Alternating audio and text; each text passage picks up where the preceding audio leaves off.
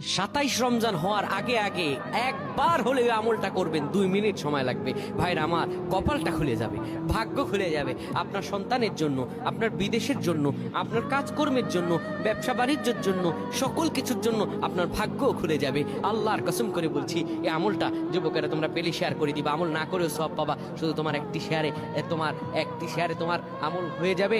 তুমি আমল না করেও সব পাবা। ভাইরা আমার, 27 রমজানের আগে আল্লাহর কসম করে বলছি, এই আমলটা ছাড়বেন না। এই আমলটা আপনারা সকলেই করবেন, এই আমলটা সকলের কাছে পৌঁছায় দেবেন, নিজে জানবেন এবং অন্যকে জানাবেন।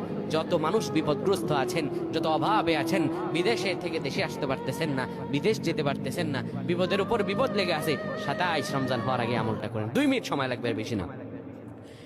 যখন ইশার নামাজ আপনি পড়বেন, ইশার নামাজের পরে ওযু করে নেবেন, সুন্দরভাবে পবিত্র পরিচ্ছন্ন হয়ে বিছানাটা ঝাড়ু দিবেন।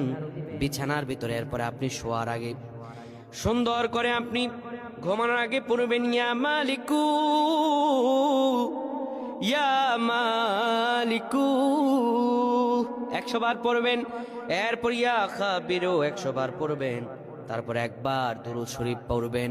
এরপরে 2টা হাত তুলে আল্লাহর কাছে যা দোয়া করবেন, আপনার দোয়া করতে দেরি হবে, আমার আল্লাহ কবুল করতে দেরি করবেন না। আল্লাহুম্মা আমিন।